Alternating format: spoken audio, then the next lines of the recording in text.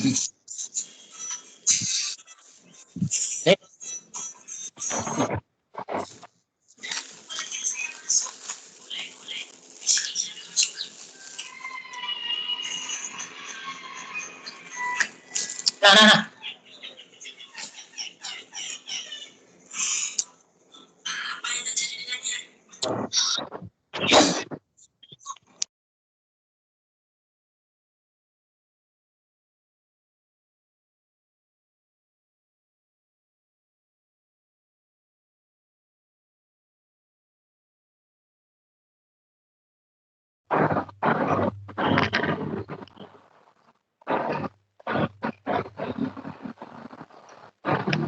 Baik, silakan pada Pak Kholik untuk memulai.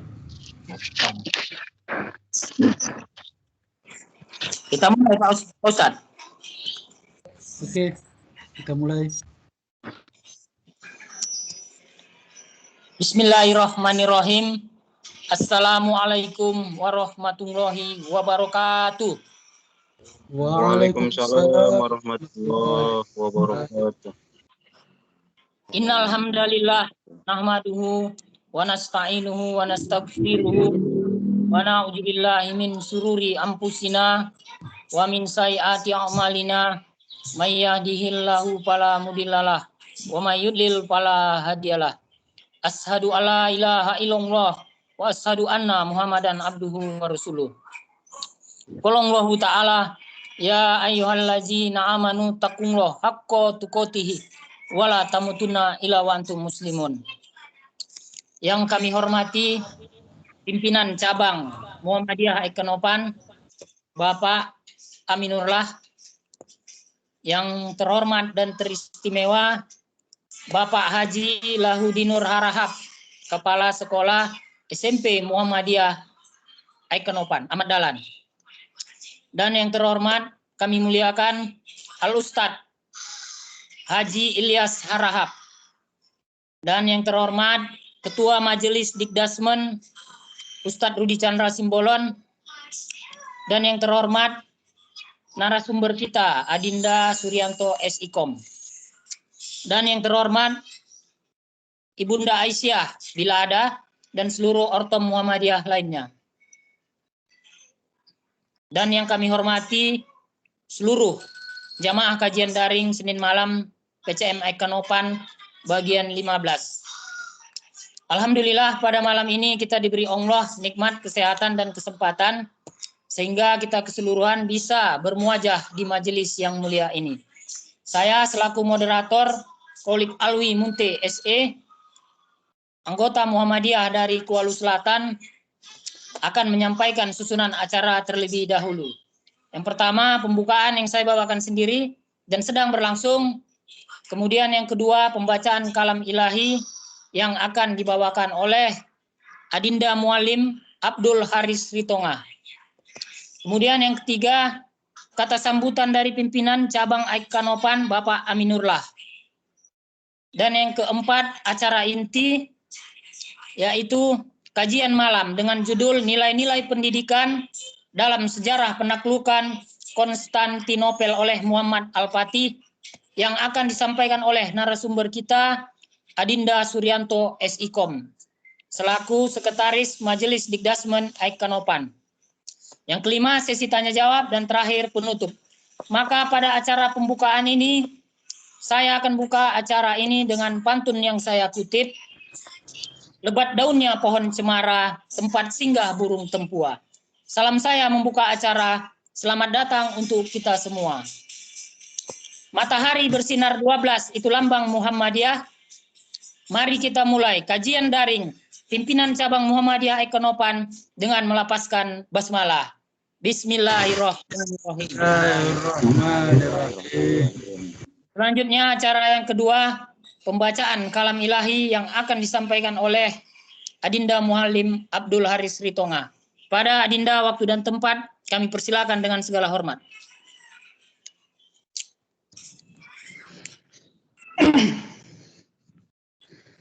Assalamualaikum warahmatullahi wabarakatuh. Waalaikumsalam warahmatullahi Assalamualaikum warahmatullahi wabarakatuh. أعوذ بالله من الشيطان الرجيم. بسم الله الرحمن الرحيم. إنا فتحنا لك فتحا مبينا ليغفر لك الله ما تقدم من ذنبك وما تأخر ويتم نعمته عليك ويهديك صراطا مستقيما وينصرك الله نصرا عزيزا هو الذي أنزل السكينة في قلوب المؤمنين ليزدادوا إيمانا مع إيمانهم ولله جنود السماوات والأرض وكان الله عليما حكيما ليدخل المؤمنين والمؤمنات جنات تجري من تحتها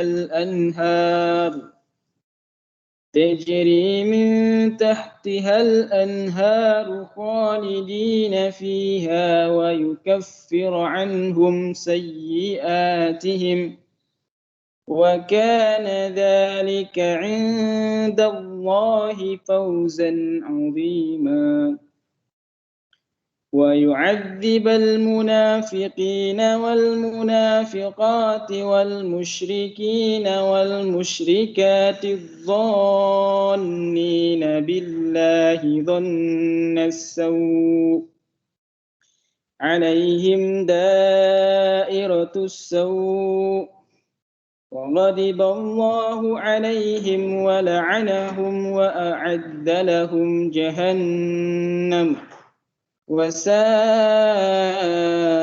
مصيرا ولله جنود السماوات والأرض وكان الله عزيزا حكيما إنا أرسلناك شاهدا ومبشرا ونذيرا لتؤمنوا بالله ورسوله وتعزروه وتوقروه وتسبحوه بكرة وأصيلا إن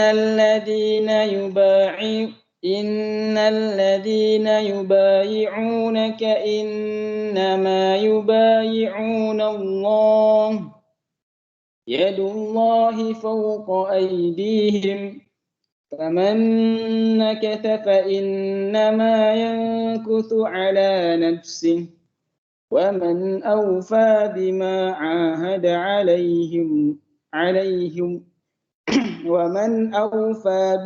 عاهد عليه الله فسيؤتيه أجرا عظيما. Assalamualaikum warahmatullahi wabarakatuh. Waalaikumsalam warahmatullahi wabarakatuh. Alhamdulillahirabbil alamin, sudah sama kita mendengar kalimat thayyibah yang begitu merdu dan menenangkan hati. Semoga bacaan tadi dapat memperlancar acara kita pada malam ini. Kemudian yang ketiga, kata sambutan dari pimpinan cabang Aik Kanopan Bapak Aminurlah. Kita kasih pantun dulu ya Pak ya. Mohon maaf kami Bapak Aminurlah yang kami hormati. Kami tahu Bapak tuanya selilit kepala, mujurnya selilit pinggang. Ke tengah jadi manusia, ke tepi jadi orang. Tak seperti kami bak lemukut di tepi gantang. Masuk pun tak menambah cukup, tertinggal tak menambah kurang. Pernah satu kali kami lihat ketika Bapak memukul ular berbisa hanya dengan sebatang-batang rambutan. Menjadi ketua saja pun Bapak bisa, apalagi cuma memberikan kata sambutan. Kepada Bapak waktu tempat.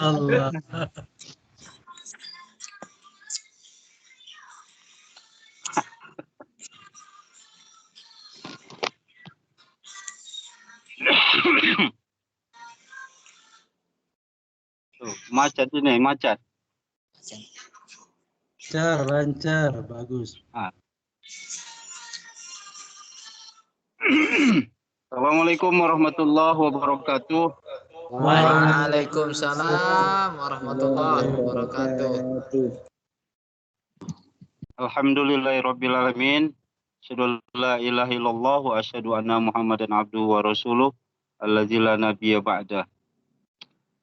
Puji syukur kehadirat Allah Subhanahu wa taala di mana Allah telah memberikan karunia yang besar kepada kita semua sehingga pada malam hari ini kita bisa mengikuti acara KDSM 415 ini.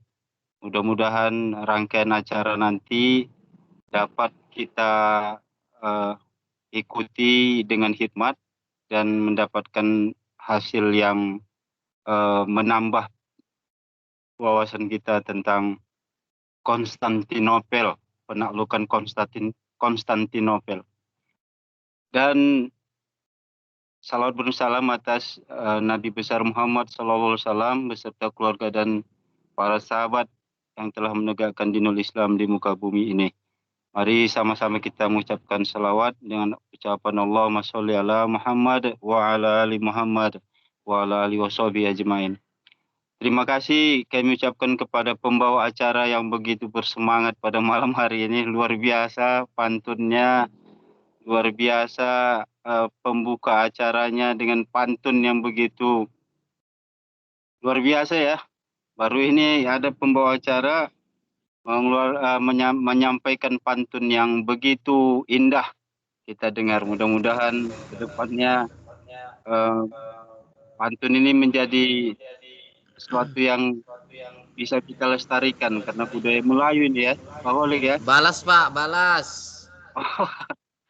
Mohon maaf saya tidak bisa, tidak pandai berpantun pula ini. Mohon maaf sebelumnya. Dan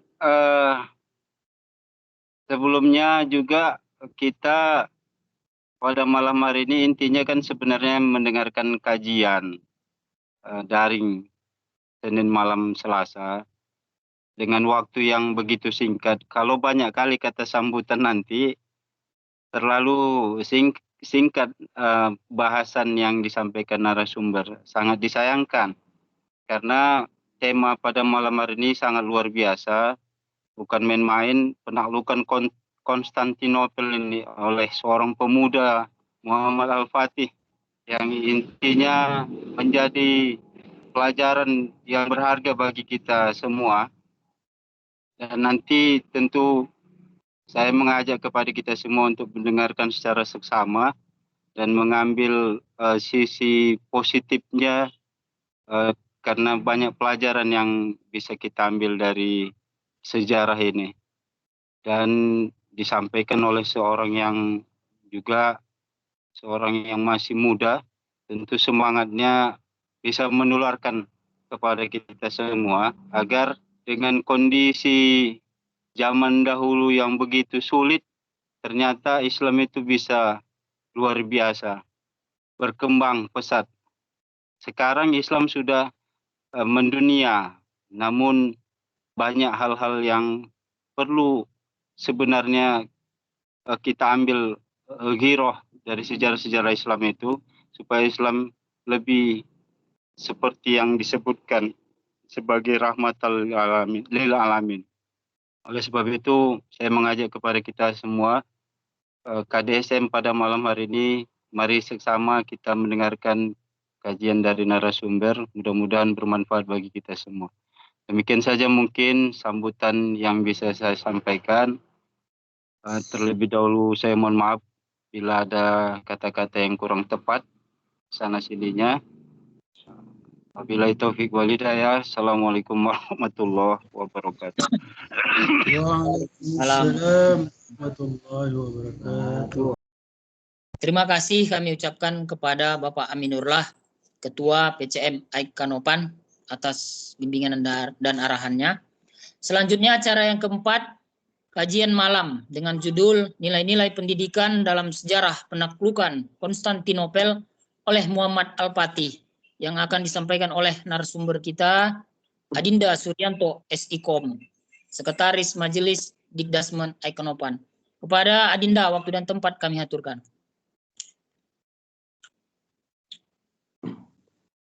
Bismillahirrahmanirrahim. Saya ingin konfirmasi dulu kepada Bapak Ibu sekalian, kiranya sudah mendengar suara ini dengan jelas? Jelas. Baik. Bismillahirrahmanirrahim. Assalamualaikum warahmatullahi wabarakatuh. Waalaikumsalam warahmatullahi wabarakatuh. Alhamdulillahilladzi arsala rasulahu bil huda wa dinil haqq liyudhhirahu 'ala ad-din kulli wa kafaa billahi shahida. Asyhadu an la ilaha illallah wa asyhadu anna Muhammadan abduhu wa rasuluhu alladzi la nabiyya ba'da. Raditu billahi rabba wa bil islami dina wa bi Muhammadin nabiyya wa rasula. Rabbi shrah li sadri wa yassir li amri wa hlul 'uqdatam min lisani yafqahu qawli.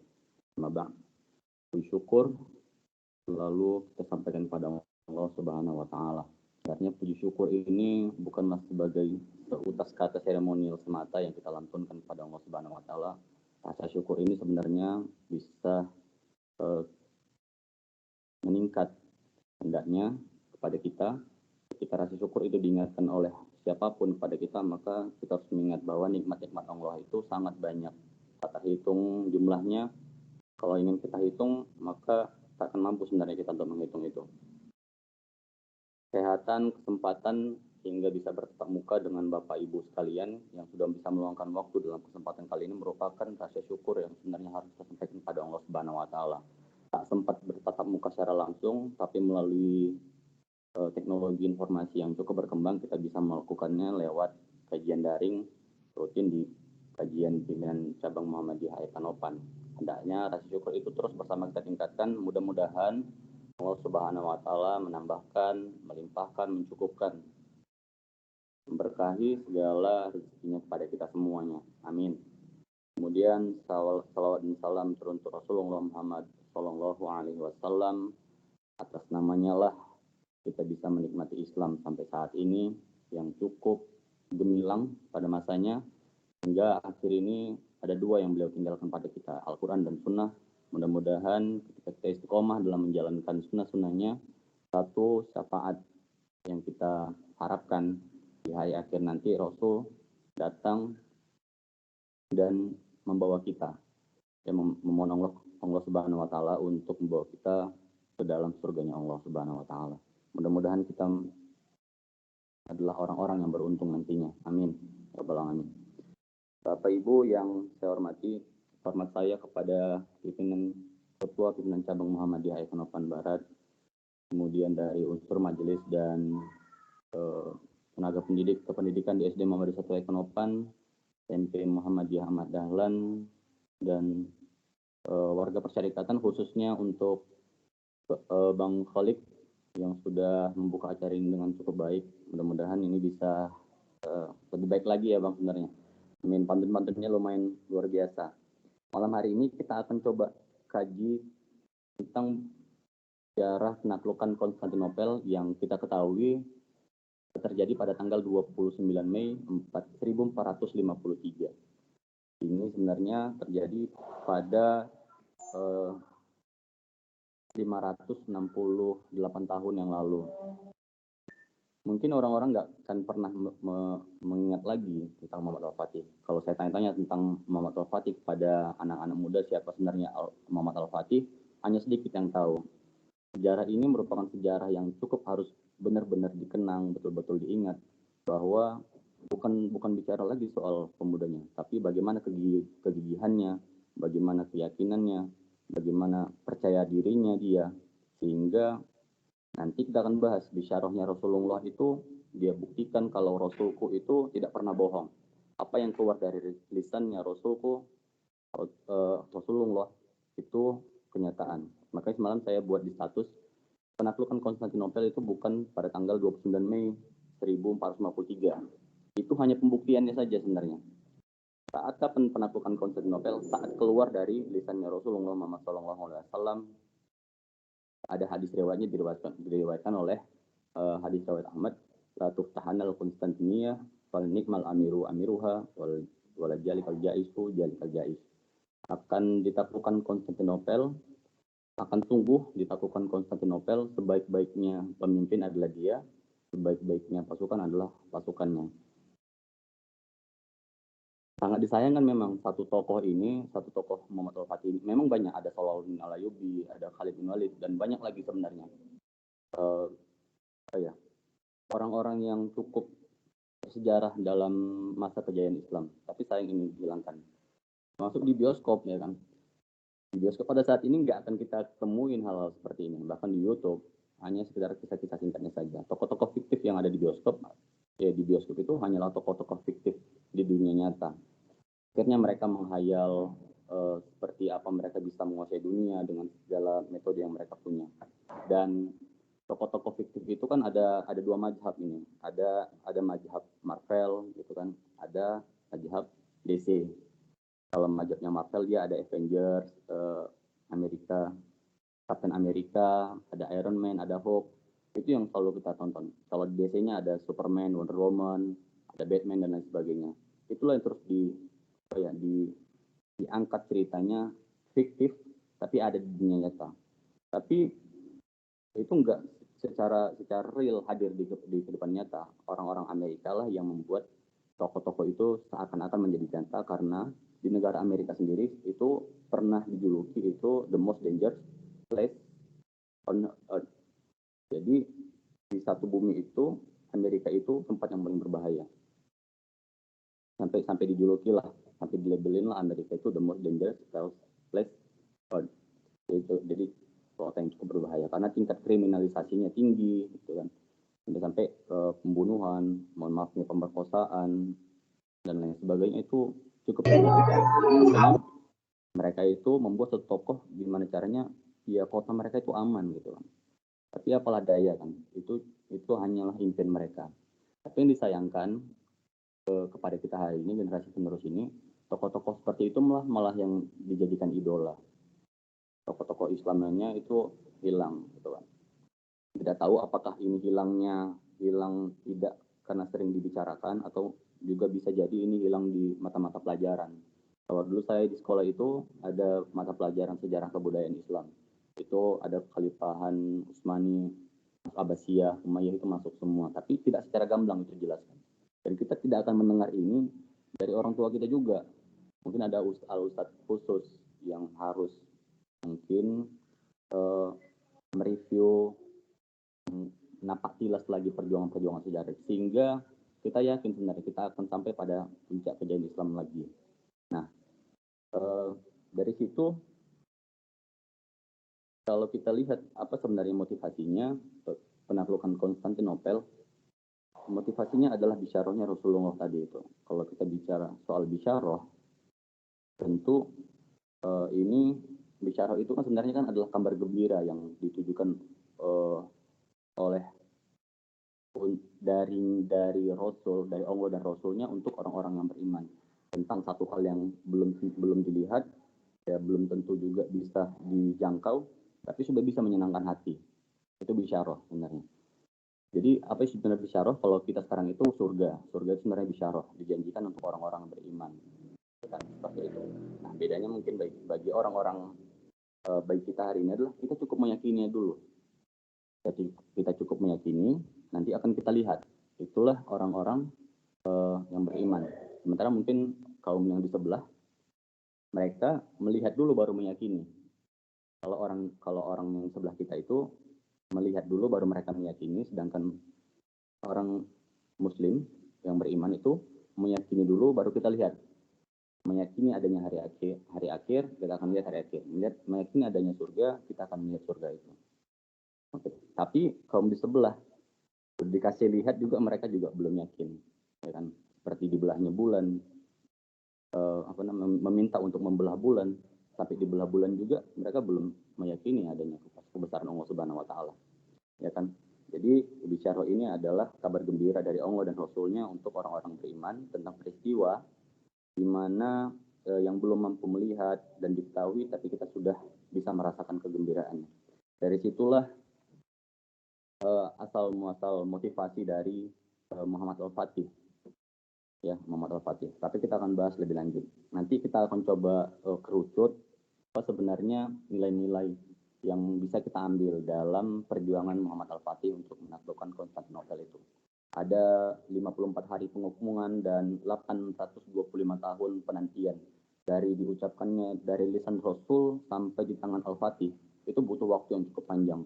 Bukan semerta-merta ketika keluar dari lisannya Rasul, langsung besok takluk Konstantinopel itu. Maka saya bilang tadi, Konstantinopel takluknya itu bukan 29 Mei 1453, itu adalah pembuktiannya. Tapi penaklukan sebenarnya adalah saat keluar dari lisannya Rasulullah SAW lewat hadisnya, la tuftahanal Konstantinia, wala nikmal amiru amiruha jalikal jaisu jalikal jais. Akan ditaklukkan, akan sungguh ditaklukkan Konstantinopel. Sebaik-baiknya pemimpin adalah dia, sebaik-baiknya pasukan adalah pasukan dia. Nah, kita lihat dulu, nggak mungkin juga kan orang yang termotivasi untuk menaklukkan Konstantinopel, orang yang diharapkan dia adalah yang ditujukan Rasulullah itu hadisnya Rasul, tapi dia orang-orang yang biasa. Muhammad Al-Fatih bukanlah orang-orang biasa, bukanlah orang biasa. Pasti dilihat dari ibadahnya, kedekatan dia dengan Allah gimana, kita akan lihat. Kemudian bagaimana cara dia bisa menguasai bahasa, beberapa bahasa di usia yang berapa tahun, dia bisa menjadi sultan usia berapa tahun, kita akan bahas nanti. Jadi kita flashback ke belakang. Ada dua kota sebenarnya yang pernah disebutkan Rasulullah Muhammad SAW setelah hijrah dari Mekah ke Madinah, yaitu Roma dan Konstantinopel. Pada saat itu, pada saat perang Khandaq, perang Parit ya Pak, perang Parit. Ada dalam surah Al-Ahzab gitu. Jadi itu perang itu merupakan perang yang paling parah ya dalam sejarah peperangan masa peperangan Islam itu. Kenapa? Karena di situ 3.000 pasukan Islam lawan 10.000 pasukan lawan. Pada saat itu pasukannya Rasul itu saya sangat yakin sebenarnya, karena juga alumni dari ilmu komunikasi, apa yang keluar dari lisannya kita sebenarnya itu menambah keyakinan kita sendiri. Ada satu surah dalam surah Al-Quran itu surah Az-Zariyat ayat 23. Surah Az-Zariyat ayat 23 artinya itu, maka demi Tuhan langit dan bumi sesungguhnya semua itu akan benar-benar terjadi seperti apa yang kamu ucapkan. Jadi itu sebenarnya ketika itu keluar akan jadi kenyataan dan jadi doa sebenarnya. Jadi ditanya sama pasukannya Rasul pada saat itu, ya Rasulullah, kota mana duluan yang akan kita taklukkan? Kalau kita berkaca pada saat itu, saat pasukannya Rasul itu naik pada Rasulullah, ya Rasulullah, kota mana duluan yang akan kita taklukkan, Konstantinopel atau Roma? Maka kita mencoba tinjau lagi gitu pertanyaannya, ya kan, kita tinjau pertanyaannya. Mereka itu pasukan Rasul itu belum pernah melihat kota Konstantinopel, tapi pada saat itu bahkan Napoleon Bonaparte itu menyebutkan kalau ada satu kota, ibu kota negara, maka yang paling terbaik menjadi ibu kota negara itu adalah kota Konstantinopel. Karena itu luar biasa megahnya pada masa itu, belum lagi pada masa sekarang. Dalam pertanyaan ini kita bisa lihat pertanyaannya aja sudah menumbuhkan keyakinan, apalagi tindakannya. Pertanyaannya itu kota mana duluan yang akan kita taklukkan, kota Roma atau kota Konstantinopel? Pasukan Rasulullah bukan bertanya, ya Rasulullah, sanggupkah kita melawan kota itu? Bukan itu yang mereka tanya. Atau pasukan kita kurang dulu, apa yang harus kita lakukan? Tidak pada masa itu. Tapi yang dipertanyakan oleh pasukannya Rasul itu, ya Rasul, kota mana duluan yang akan kita taklukkan, kota Konstantinopel atau kota Roma? Padahal mereka belum melihat kota Konstantinopel, ya kan? Belum melihat kota Roma, tapi mereka yakin mereka akan menaklukkan itu. Ya kan? Ketika itu langsung dijawab oleh Rasulullah, yang akan kita taklukkan di luar adalah kotanya Heraklius, ya kan? Atau kota Konstantinopel. Ketika mendengar itu, ya kan, Jadi di perang Ahzab itu ada, makanya dibilang perang paling parah adalah banyak orang-orang munafik itu. Orang yang tergabung dalam pasukan Islam tapi mengingkari, artinya berpaling, malah ingin menghancurkan pasukan Islam sendiri. Ketika mendengar itu mereka bilang nggak mungkin, gila. Makanya Muhammad itu, Rasul itu digelar Muhammad itu majnun, gila, nggak waras. Mana mungkin bisa menaklukkan kota Konstantinopel itu. Tapi kita meyakini apa yang keluar dari lisannya Rasul itu akan menjadi kenyataan, ya kan? Kita lihat, sebenarnya saya ingin coba meringkas, Bapak Ibu. Saya tidak masuk ke dalam sejarahnya, ya kan? Tapi kita lihat bagaimana sebenarnya Muhammad Al-Fatih itu diberikan pendidikan yang baik oleh orang tuanya. Kebetulan juga Muhammad Al-Fatih itu lahir di lingkungan kesultanan, jadi bapaknya memilihkan dia ulama terbaik dari awal. Muhammad Al-Fatih dipilihkan guru terbaik. Yang pertama itu adalah Syekh Ahmad Al-Qurani, ya kan? Syekh Ahmad Al-Qurani. Yang kedua Syekh Samsudin. Ada dua guru. Untuk Syekh Ahmad Al-Qurani, ini bedanya. Ini term mungkin bagi kita.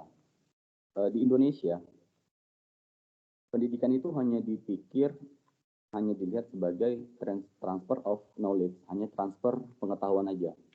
Ya kan, kurikulum, pengetahuan hanya dilihat sebatas itu saja pendidikan Indonesia. Tapi untuk dalam Islam sendiri sebenarnya lebih daripada transfer of knowledge, ada transfer of karakter. Itu sebenarnya tidak kita temui di sekolah-sekolah lain, kecuali sekolah Islam. Harusnya ini bisa berkembang. Pendidikan itu tidak hanya transfer of knowledge, tapi dalam Islam bukan hanya transfer of knowledge, ada transfer of karakter. Nah, transfer of karakter itulah yang ditanamkan di dalam jiwa Al-Fatih dari kecil. Syekh Ahmad Al-Qurani ketika masuk pertama kali ingin memberi pelajaran kepada Muhammad Al-Fatih, dipanggil oleh Syekh Ahmad Al-Qurani, dipanggil Muhammad Al-Fatih karena anak sultan ya dipanggil nak, sini nak gitu. Karena sebelum itu sudah minta izin kepada bapaknya, ya sultan, izinkan aku untuk mendidik anakmu sesuai dengan caraku. Karena ya udah silahkan gitu kan, ada izin dari sultan. Akhirnya dipanggil si Muhammad Al-Fatih oleh Syekh Ahmad Al-Qurani itu, udah dipegang nih kayu, Pak. Pegang kayu, datang si Muhammad Al-Fatih langsung dipukul pakai kayunya patah, down langsung tahunnya. Ya, saat itu usia 8 tahun Al-Fatih sudah hafiz Quran. Usia 8 tahun.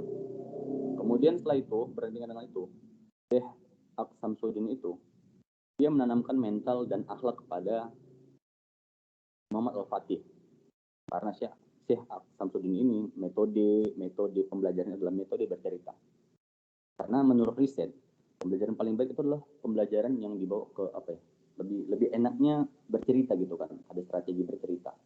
Karena Syekh Samsudin ini orangnya jenius, dia pakar fisika, matematik, bahasa, dan semuanya dia paham. Hanya multitalenta lah. Semua pengetahuan itu dibawa dengan alur bercerita. Makanya anak-anak sekarang mungkin tidak lagi seperti zaman dulu ya. Kalau zaman dulu itu disuruh buka buku, baca halaman sekian udah selesai. Tapi sekarang itu kita harus bagaimana cara mendesain pembelajaran sekreatif mungkin. Ada kurikulum 13 yang mungkin sudah dibuat tema, bisa dibangun alur cerita sehingga menambah keyakinan kepada anak. Saya sangat meyakini itu strategi terbaik. Nanti kita akan bahas tentang multiple intelligence juga untuk menyambungkan hal seperti itu. Nah, Muhammad Al-Fatih dicekoki kisah-kisah sejarah. Ya, kisah-kisah sejarah. Pada usianya yang ke-12 tahun, Muhammad Al-Fatih diangkat menjadi sultan. Usia yang ke-12 tahun, Muhammad Al-Fatih diangkat menjadi seorang sultan. Ini sudah cukup mapan sebagai dalam ilmu keagamaan dan pengetahuan, sudah cukup mapan, diangkatlah dia sebagai seorang sultan. Pertama kali diangkat sebagai seorang sultan, apa yang ditanya? ketika ditanya visi misi dia, ya, ketika ditanya visi misi dia, visi misi dia yang pertama adalah menaklukkan Konstantinopel. Usia 12 tahun, belum pernah lihat Konstantinopel, ya kan, hanya dari jauh, tapi sudah berkeinginan untuk langsung menjadi penakluk Konstantinopel. Kan menteri-menterinya pada kebingungan pada saat itu mungkin. Dan mana mungkin usia 12 tahun belum mampu dalam strategi perang, dalam hal diplomasi dan lain sebagainya, sudah mau menaklukkan Konstantinopel. 12 tahun diangkat menjadi sultan, 2 tahun berjelang setelah itu diturunkan dari sultan. Itu dia berlatih lagi, mendalami lagi. Usia ke-23 tahun, ya, usia ke-23 tahunnya dia menaklukkan Konstantinopel. Ada 54 hari pengepungan dan 825 tahun penantian.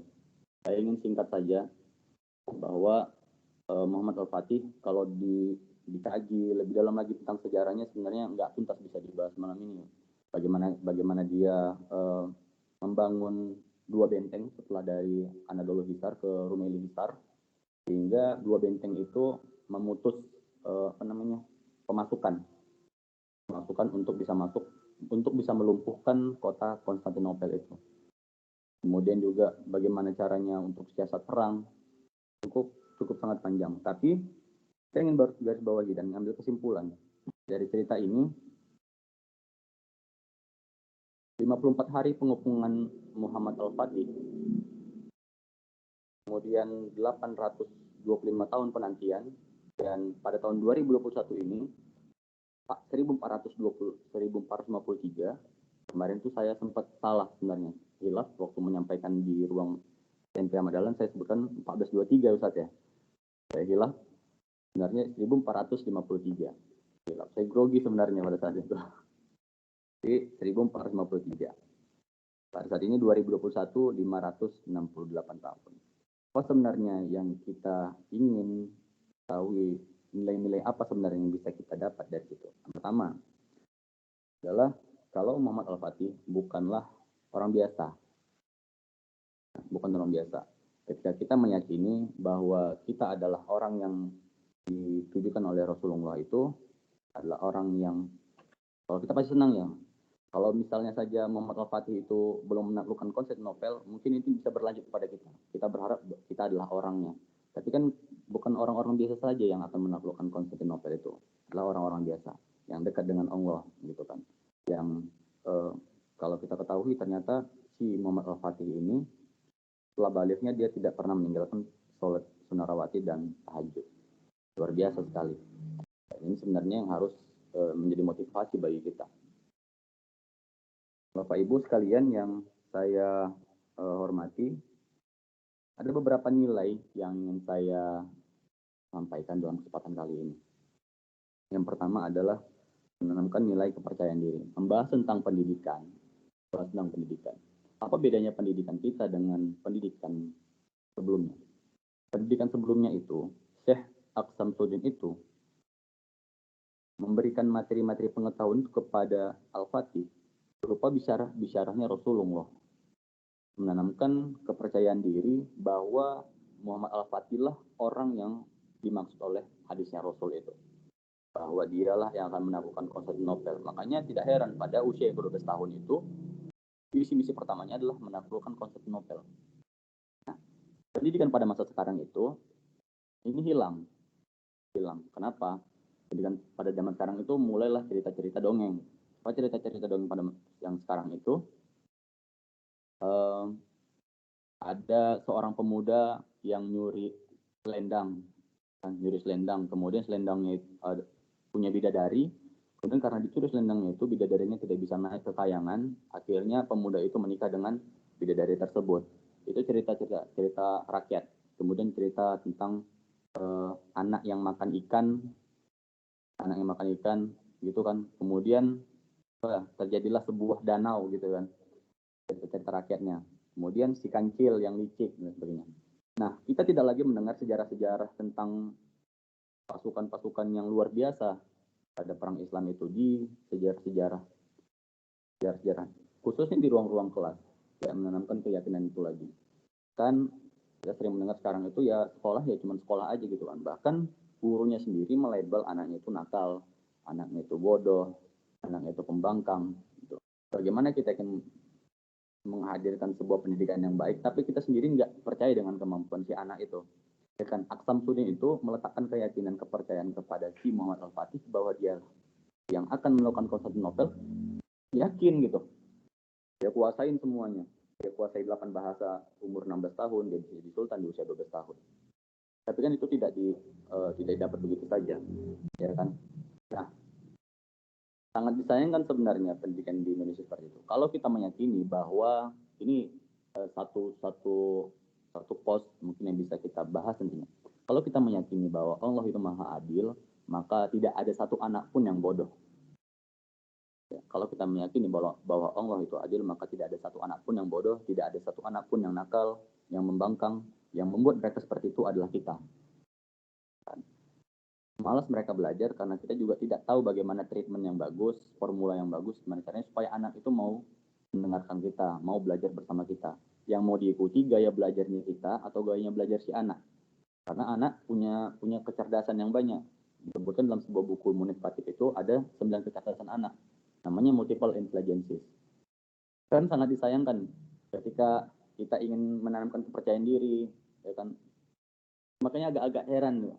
Anak-anak disuruh untuk memperkenalkan dirinya saja mereka tidak mampu, apalagi mereka ingin tahu cita-cita mereka apa, mereka mau arahnya kemana.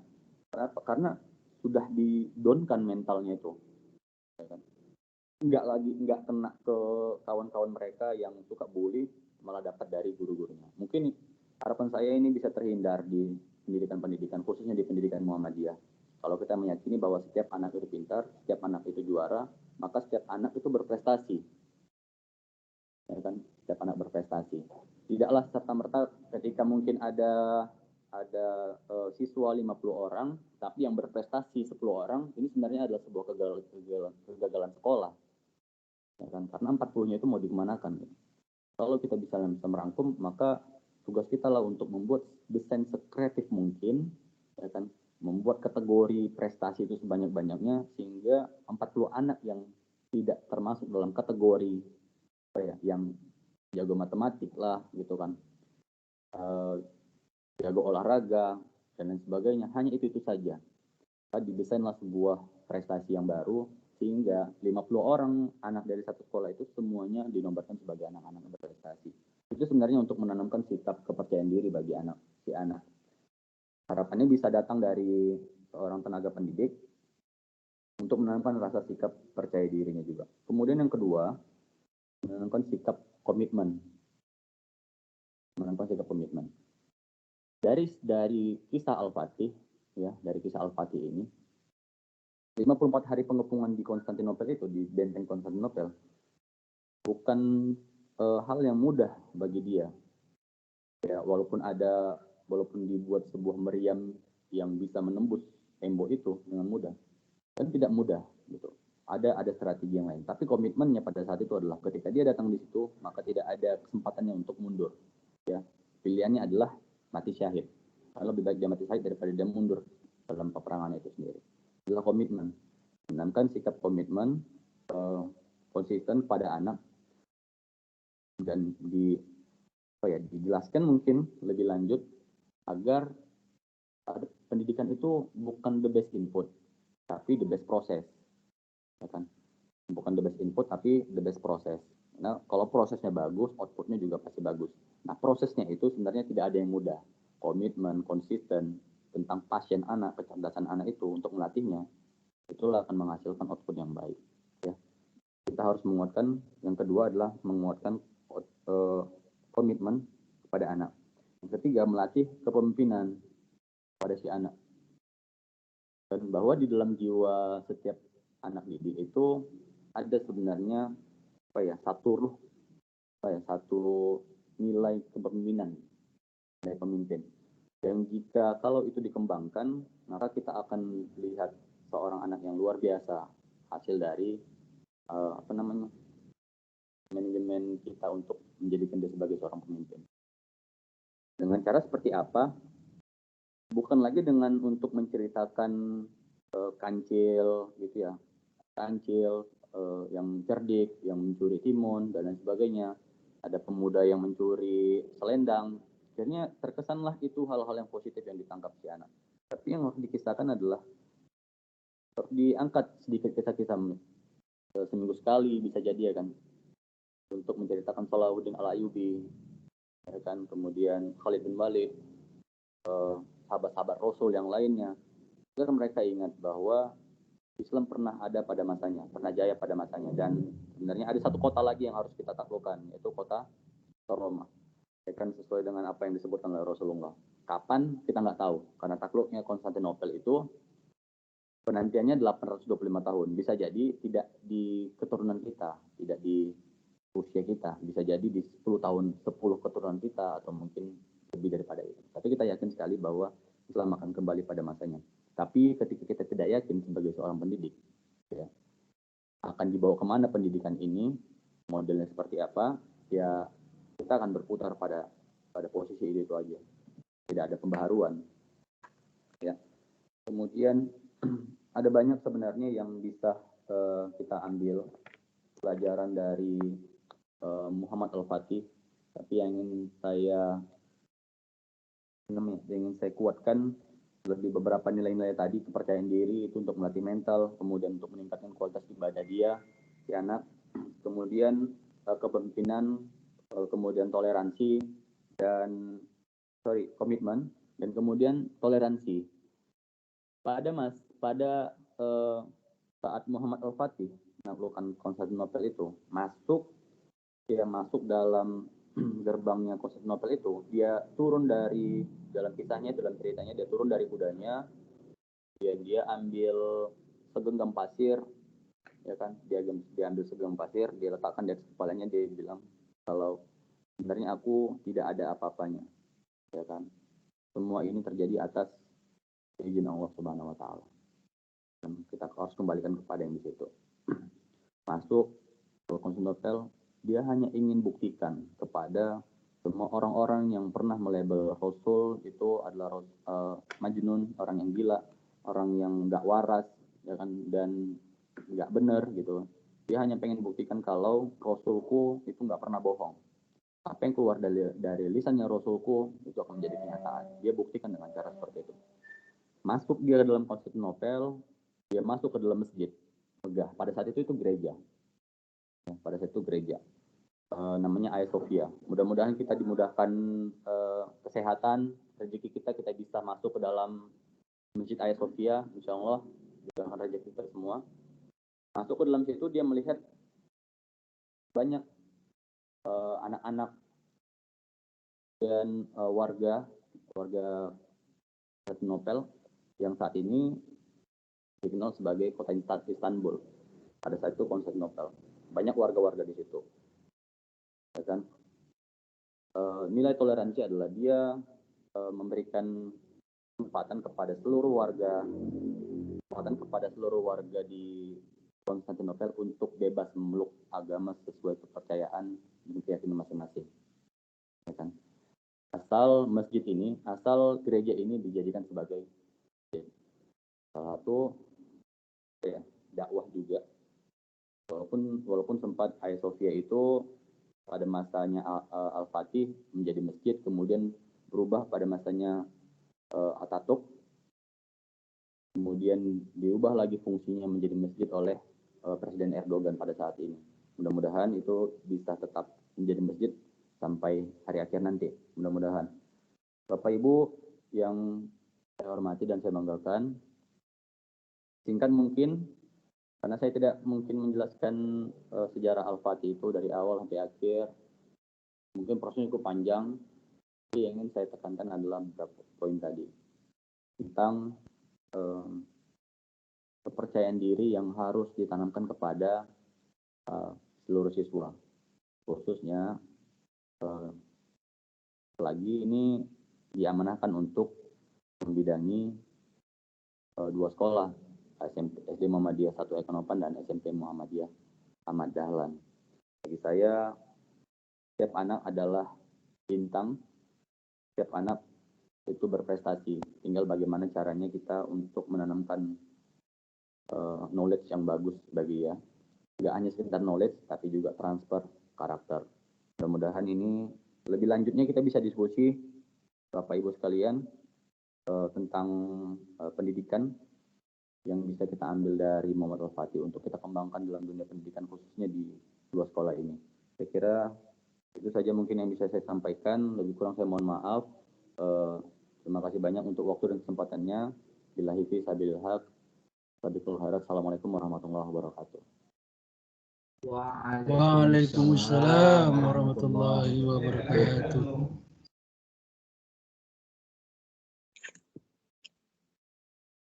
Terima kasih kami ucapkan kepada narasumber Adinda Suryanto atas ilmu yang telah diberikan. Mudah dicerna penyampaiannya.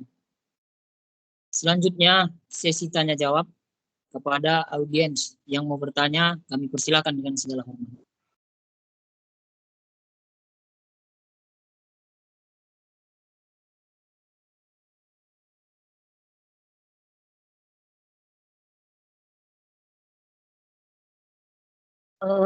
Pak Moderator, saya hanya nggak bertanya, cuma mau sedikit menambahkan mungkin.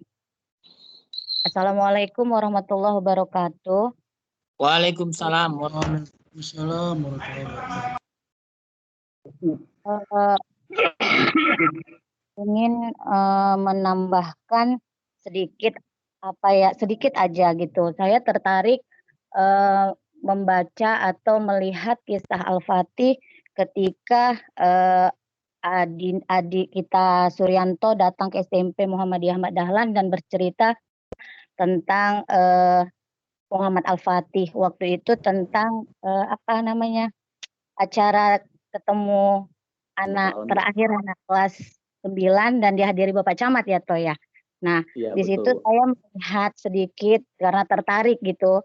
Nah, di situ yang ingin saya tambahkan adalah tadi bahwa Anto sebenarnya sudah menyampaikan bahwa mengapa Muhammad Al-Fatih itu bisa menjadi sosok sebaik-baik pemimpin dan memiliki sebaik-baik pasukan. Salah satunya adalah dia diberikan guru-guru terbaik. Nah, di sini mungkin ada dua hal lagi yang mungkin bisa dapat kita tiru. Kenapa kita tiru untuk melahirkan sosok-sosok pemimpin-pemimpin yang hebat lah kita katakan. Nah, kita tidak bisa melepas bahwa memang benar tadi Muhammad Al-Fatih adalah bukan orang biasa, karena ayahnya adalah seorang sultan juga, yaitu Sultan Murad II kalau tidak salah gitu.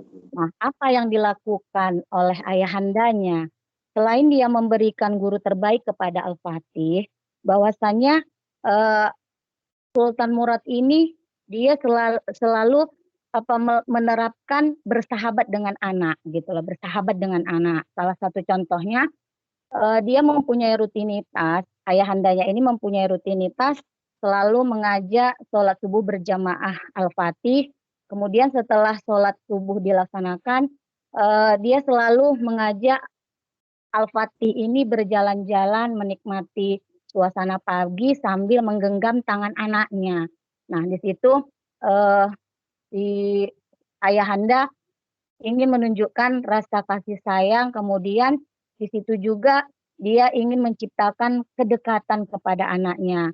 Nah, kemudian di situ juga sebenarnya dia tidak memanjakan anaknya, tetapi memposisikan bahwa ayahandanya ini selalu ada sehingga Al-Fatih tidak mencari orang lain gitu, sehingga dia mau curhat, bercerita kepada ayahnya. Jadi ayahanda memperlakukan Al-Fatih ini selain sebagai seorang anak, tetapi juga seorang sahabat.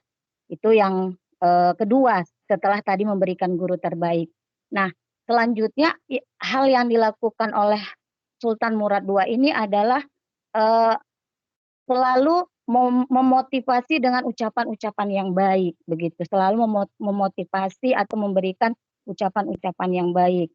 Nah, di sini juga kita dapat pelajaran bahwa ayahanda Sultan Murad II ini sering juga mengajak Al-Fatih duduk di sebuah menara, kemudian dia selalu berkata, "Nak, coba lihat ke ujung sana." Saat Sultan Murad itu menunjuk ke sebuah arah, dia berkata, "Di sanalah letak Konstantinopel, sebuah negeri yang penuh dengan kekufuran. Saya yakin dan percaya, insya Allah, suatu hari engkaulah yang akan menaklukkan Konstantinopel tersebut." Nah, mungkin disitulah motivasi dari Al-Fatih muncul, sehingga sampai di usia 12 dia tadi sudah memiliki keinginan untuk menaklukkan Konstantinopel. Jadi dari 3 hal, yang pertama bersahabat dengan anak, yang kedua adalah memotivasi dengan ucapan-ucapan yang baik, kemudian memberikan guru-guru terbaik, ini mungkin pelajaran berharga bagi kita orang tua yang sudah memiliki keturunan, maupun yang belum, atau pendidik. Ini bisa kita terapkan di sekolah kita, mungkin dengan anak di rumah ataupun dengan peserta didik di sekolah. Alangkah baiknya itu kita memperlakukan murid itu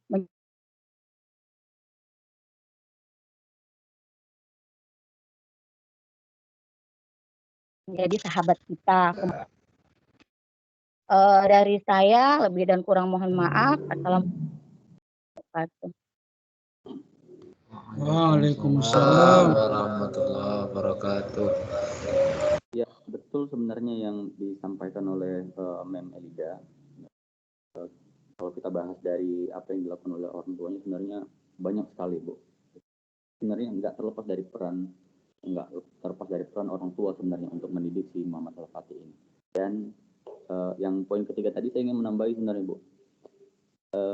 Memotivasi Muhammad Al-Fatih untuk melihat dari kejauhan kota Konstantinopel itu nggak hanya cuma dilakukan oleh ayahnya, tapi gurunya juga melakukan hal yang sama. Artinya ada kerjasama antara orang tua dan gurunya untuk menanamkan mental percaya pada si anak tersebut. Itu saja. Jadi nggak hanya sekedar tugasnya guru, tugas orang tua, tapi kerjasama antara orang tua dan guru. Dan itu yang dilakukan As-Samsudin kepada Muhammad Al-Fatih. Kira sekian yang saya tambahkan. Mungkin ada kira-kira tambahan, kita bisa diskusi. Saya kembalikan ke Pak Moderator.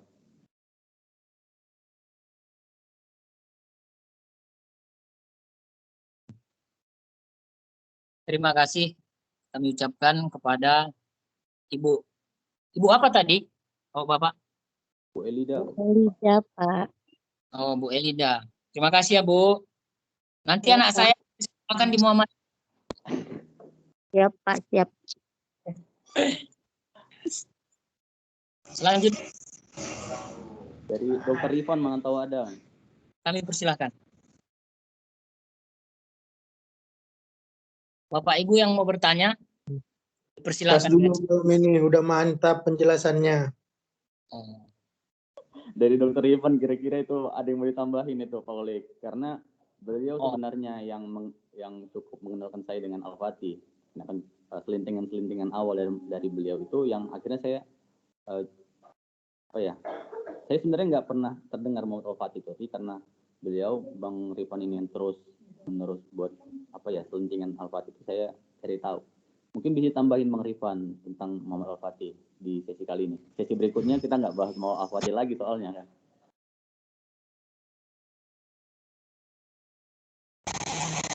Sedikit Bang Holek.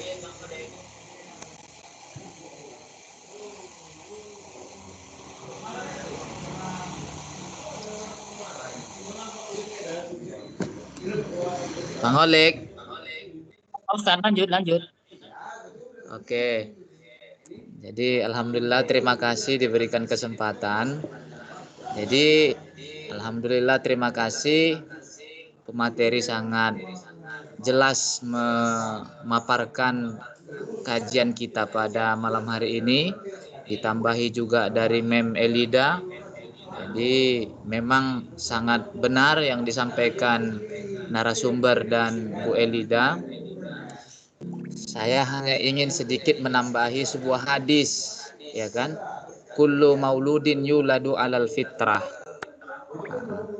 Jadi setiap anak Bani Adam itu dilahirkan dalam keadaan fitrah, suci dia.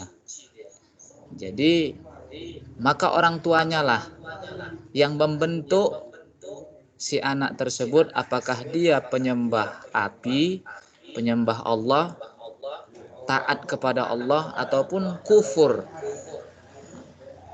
Jadi korelasi dari yang disampaikan oleh narasumber dan Mem Elida tadi,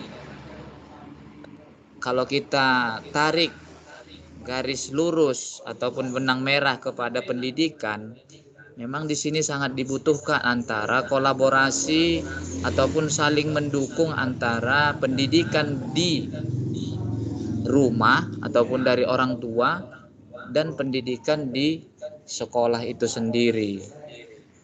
Jadi memang nilai-nilai akidah, kepemimpinan itu sebenarnya harus berangkat dari rumah.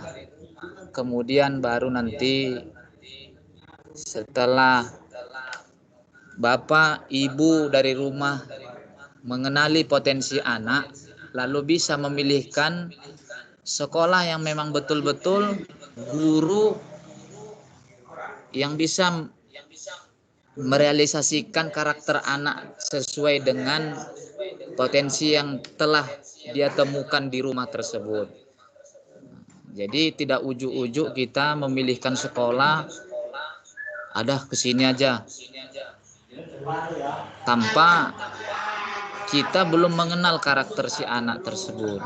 Jadi intinya hanya sekedar sharing ataupun menambahi sedikit. Jadi memang anak itu sesuai dengan bentukan orang tua. Kemudian orang tua juga harus betul-betul mengarahkan anak tersebut sesuai potensi ataupun kemampuan anak tersebut. Mungkin demikian yang bisa saya sampaikan. Terima kasih. Assalamualaikum warahmatullahi wabarakatuh. Waalaikumsalam.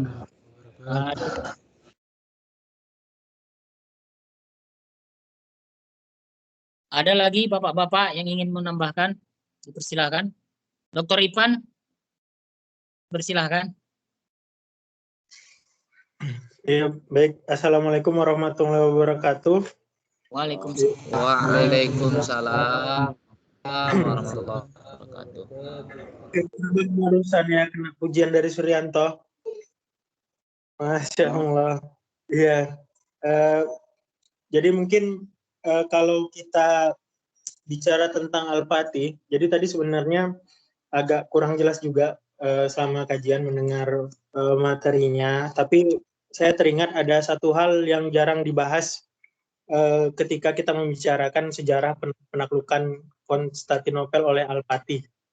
Jadi yaitu bagaimana sebenarnya Al-Fatih membentuk timnya.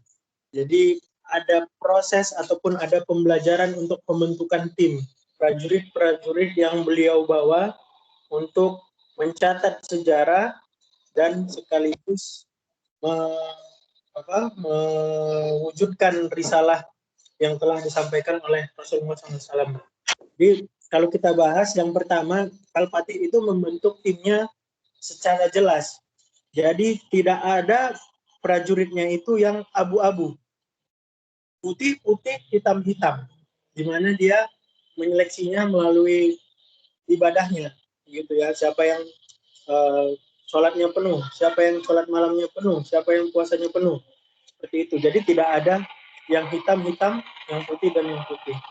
Kemudian seperti yang kita tahu bahwa sebenarnya kalau dilihat dari sejarah itu tidak bisa dimasukin oleh kapal-kapal. Jadi Al-Fatih dengan prajuritnya yang tadi yang sudah jelas ya, bahwa prajurit-prajurit dengan ibadah terbaik itu mengangkut kapal-kapalnya itu melalui bukit, ya, menggunakan balok-balok kayu, jadi kapalnya jadi kapal darat. Nah ini tadi kenapa? Karena Al-Fatih sudah punya tim yang solid. Jadi timnya itu tidak lagi putih atau hitam ataupun abu-abu, tapi sudah jelas bahwa semuanya itu ikut apa yang diinginkan oleh Al-Fatih. Dan sebenarnya kalau kita baca sejarah tidak mudah penaklukannya, karena Konstantinopel itu terkenal dengan benteng yang sangat kuat, ya, benteng yang sangat kuat. Jadi selain membawa kapal, jadi Al-Fatih juga itu pada saat ketika melihat bahwa bentengnya itu berlapis-lapis, dia meminta kepada insinyur-insinyur terbaiknya untuk membuat sebuah meriam besar. Jadi meriam inilah yang meluluh lantakkan dinding-dinding kota Konstantinopel hingga akhirnya prajurit Al-Fatih perlahan-lahan masuk ke dalam wilayah Konstantinopel dan seperti yang kita tahu yang telah disampaikan Suryanto tadi merebut Konstantinopel. Nah, di sisi lain ada hal-hal yang sebenarnya yang bisa kita pelajari bahwa tidak semua yang Al-Fatih itu hanya diberikan reward, tapi juga ada punishment. Jadi kalau kita baca sejarah-sejarahnya, ada beberapa memang prajuritnya itu yang belum berhasil itu diberikan semacam punishment, tapi tentu saja punishmentnya atau hukumannya itu yang membuat prajuritnya itu jadi semangat, bukan punishment yang malah meruntuhkan semangat ataupun membuat motivasi seseorang itu menjadi lebih rapuh. Nah, termasuk rewardnya itu terhadap pasukannya yang sudah menggempur benteng-benteng itu ya the bombard cannon itu. Jadi kalau misalnya kita searching ada istilahnya the bombard cannon, yang mungkin itu meriam yang paling besar di masa itu, ya, yang dibuat oleh teknisi-teknisi. Jadi itu salah satu rewardnya untuk prajurit-prajuritnya. Nah, ini yang mungkin yang bisa kita contohkan di organisasi-organisasi kita ataupun di amal usaha yang kita miliki, di mana apabila ada orang-orang yang memang memiliki inovasi ataupun memiliki kontribusi yang lebih terhadap organisasi, maka sudah sewajarnya diberikan reward pula. Kemudian apabila ada orang-orang yang memang kontribusinya kurang ataupun menurut kita itu kurang belum mencukupi seperti yang kita inginkan, maka bisa diberikan punishment. Tapi tidak selamanya punishment itu sifatnya buruk. Jadi ada juga punishment yang sifatnya itu adalah untuk membuat seseorang itu menjadi lebih baik. Misalnya punishment itu diminta untuk mengerjakan tugas yang menurut kita itu berat bagi mereka. Termasuk saya juga dulu waktu di awal-awal itu dapat punishment seperti itu. Jadi awal-awal saya itu nggak bisa desain, tapi karena waktu itu ikut di Badan Eksekutif Mahasiswa, kemudian sering tidak datang rapat, akhirnya di punishment untuk mendesain poster bebas rokok pada saat itu. Jadi mau nggak mau, karena berpikir bahwa itu memang harus dilakukan sebab kesalahan kita, alhamdulillah sampai sekarang bisalah sedikit-sedikit untuk desain. Mungkin itu saja tambahannya untuk kisah Al-Fatih ini. Jadi luar biasa memang kalau kita pelajari risalah Al-Fatih. Semoga malam hari ini kita dapat banyak pelajaran, dapat banyak manfaat yang sedikit bisa kita terapkan di lingkungan kita, baik kita berorganisasi ataupun ketika kita menjalankan amal usaha. Mungkin itu saja, memang sedikit agak panjang. Terima kasih. Dan apabila ada yang salah, Assalamualaikum warahmatullahi wabarakatuh.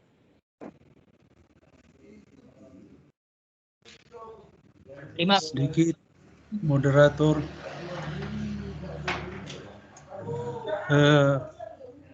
sangat menarik.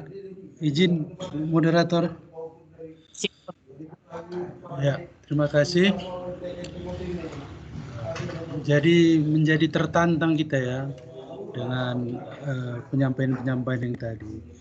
Mungkin kita perlu menentukan Konstantinopel yang harus kita taklukkan pada zaman sekarang ini, sehingga kita terus mempersiapkan seperti yang disampaikan poin-poin tadi, perlu konsisten, bagaimana membangun kepercayaan diri dan lain sebagainya.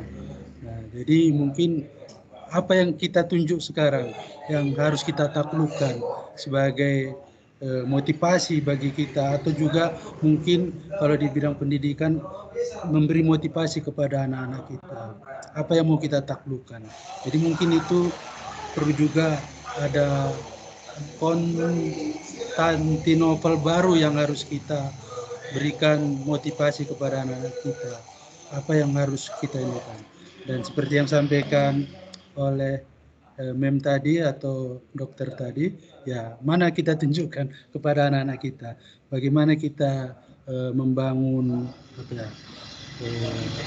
semangat anak-anak kita, dan sebagaimana juga bagaimana membangun tim untuk menghadapi masa yang akan datang ini. Jadi mungkin perlulah ke depan ini bagi kita, terutama yang terlibat di organisasi, di pendidikan atau yang lainnya, untuk terus mengasah karakter-karakter yang dibutuhkan untuk menaklukkan sesuatu yang kita anggap perlu kita taklukkan.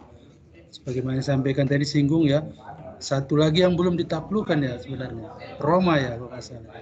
Tapi mungkin ini perlu kita kajian-kajian yang lebih lanjut nanti, dan harus punya dampak di dalam atau harus kita aplikasikan di dalam kehidupan berorganisasi, mengelola pendidikan dan lain sebagainya.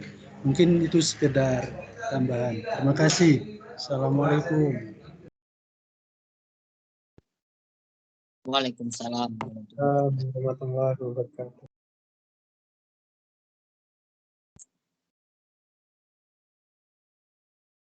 Selanjutnya ada lagi yang mau ditambahkan, Bapak-bapak, Ibu-ibu?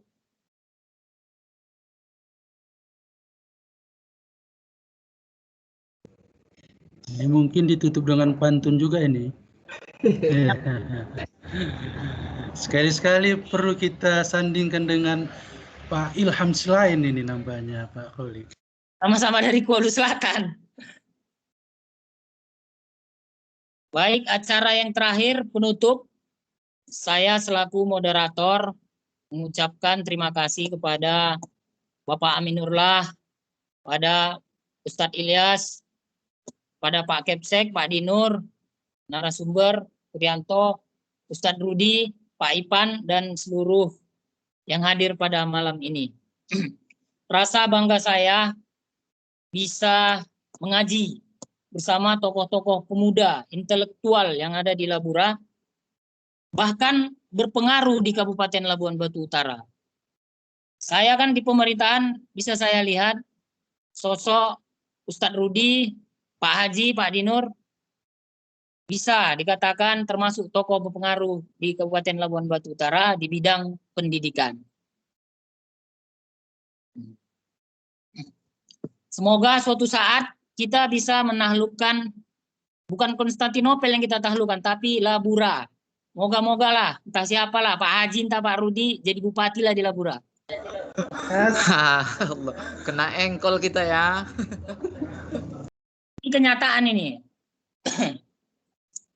Baiklah, saya pantun yang saya kutip, kalau ada sumur di ladang, biarlah itu milik petani. Kalau ada umur kita panjang, insya Allah kita akan bertemu kembali. Naik kapal satu persatu sampai tujuan bersama-sama. Warga Muhammadiyah kompak bersatu, membangun bangsa bersama-sama. Awali pagi, akhiri dengan salah. Semoga dikasih yang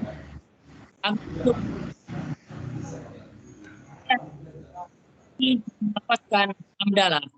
Alhamdulillah. Amin. Kan bila wastabiqul khairat. Wassalamualaikum warahmatullahi wabarakatuh. Waalaikumsalam warahmatullahi wabarakatuh.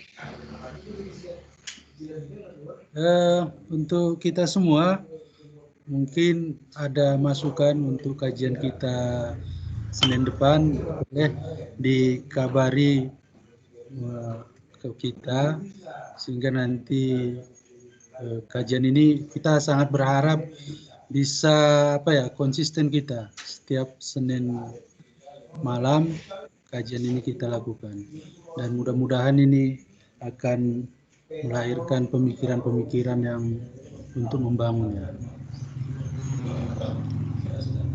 Baik, mungkin kita cukupkan ya. Cukuplah Pak. Ya. Mudah-mudahan ada aktivitas yang lain, dan terima kasih buat seluruhnya, dan semoga insya Allah bermanfaat bagi kita semua. Assalamualaikum warahmatullahi wabarakatuh. Waalaikumsalam.